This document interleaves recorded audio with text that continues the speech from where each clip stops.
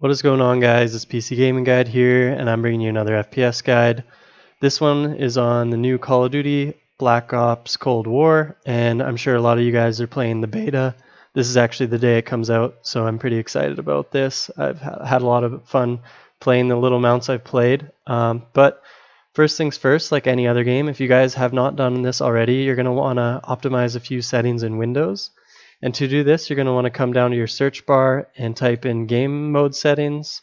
Click here and simply just turn off game mode. Same with captures. You're going to want to turn this off down here.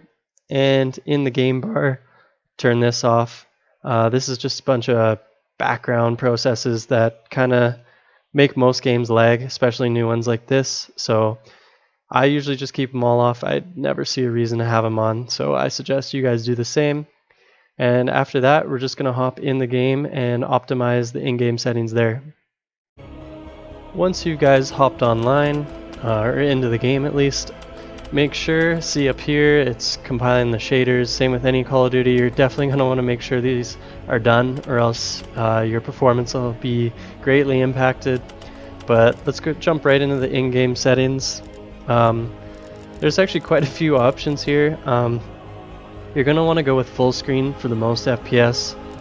I don't see any other reason why you'd go windowed at all or multi-monitor unless you're playing on multi-monitors, but then again, I don't think you'll be having issues with performance. I just have one monitor, so it's set to one monitor. And your refresh rate, pretty important. Some games don't actually set it to what your computer is able to do. So I have 144 Hz refresh rate, so I'm going to be setting this to 144. But if you have 60, make sure you set it to 60. And VSync, unless you have a VSync monitor, make sure this is disabled. It can make your game pretty laggy. I haven't actually tried it on this game yet, but every other game I've tried VSync, it's been pretty bad. So same with menu VSync, there's no reason to have it on. And then render resolution was the same as Warzone. If you're having a lot of trouble getting FPS, you can turn this down. I wouldn't go any lower than 65, or the game becomes pretty not visually pleasing. So keep it around 60 to 100. You guys can play with that a bit. This does have quite a bit of effect on your FPS, so just figure out where you get the most and you're comfortable with the game. And I also forgot to mention that down here it shows you your VRAM usage. I have 6 GB, so I'm using just over half of my VRAM. This is nice in new games, it shows you kind of where you're at, but then again I also find that this isn't super accurate. You could be quite below and still have pretty bad FPS and performance, so I wouldn't go too far into thinking this is the holy bible of FPS. So next, again, another big player in display resolution, like most games.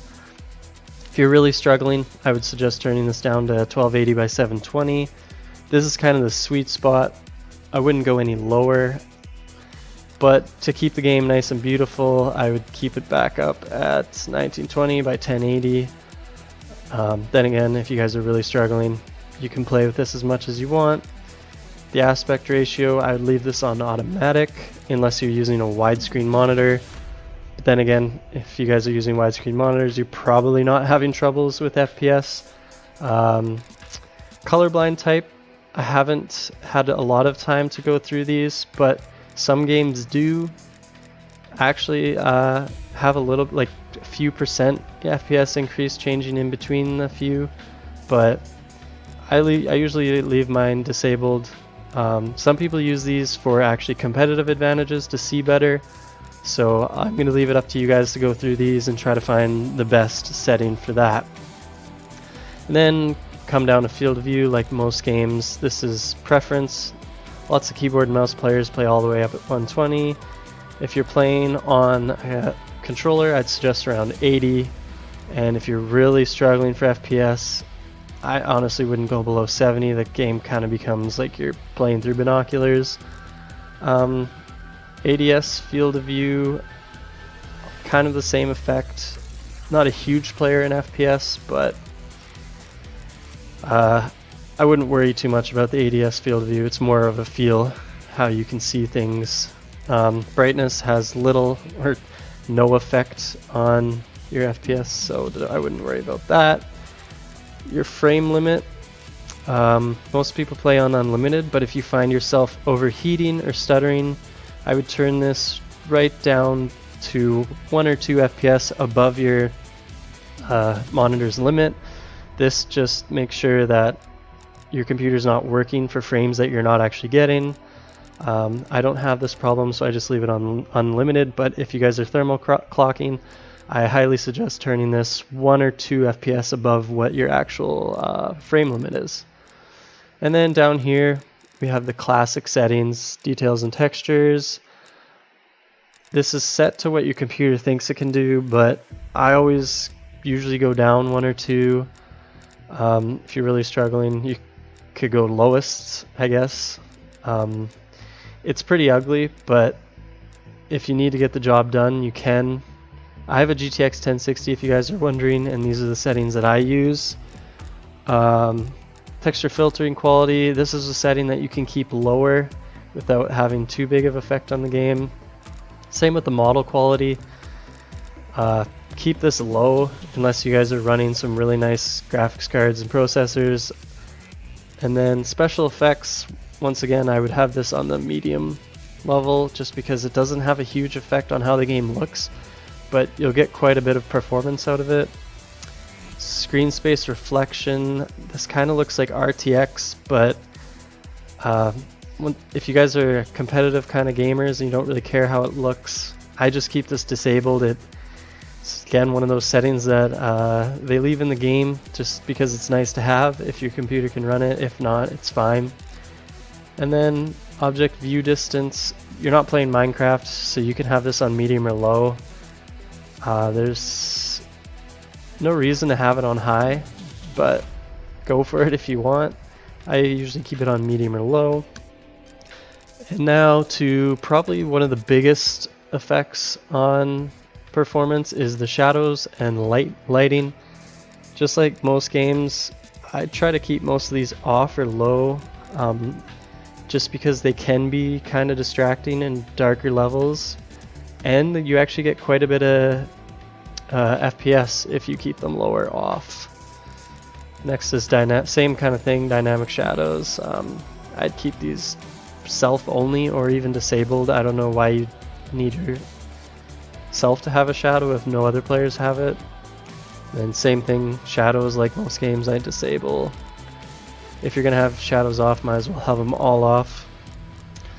And then we have some post-processing effects. This is NVIDIA's newest feature called Reflex. It creates a lot less latency and input lag, but can actually introduce some overheating. I've had some testing with this, and if you have it on boosted, it'll actually overheat quite a lot. And if you're on a laptop or a lower end PC that doesn't have great cooling, I'd actually disable this entirely. And moving on to anti-aliasing, I usually keep this low or medium.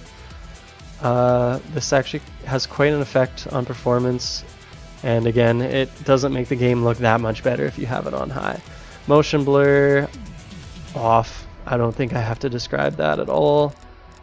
Surface scattering looks like a new setting. You can try this. I haven't seen a lot of FPS fluctuation using this setting, so I just leave it as enabled. Order independent transparency looks kind of like another ray tracing effect. I would have this off or disabled. I actually saw quite a bit of increase of FPS with this disabled, so if you guys are struggling, just make sure the setting's off. And then these advanced ones don't really have an effect on your FPS, except this last one here. If you guys are last resort, still need to try to do something, restart the shaders compilation. It's this up here, and it could fix out a few bugs. Other than that, just make sure you press apply, and you should be good to go. If you guys do have any questions or things change, I'll create another video. Obviously this is just the beta right now, and I'm sure they'll optimize things and create new settings. And as always, if you guys enjoyed the video, please leave a like and subscribe if you're new. Other than that, I'll see you guys later.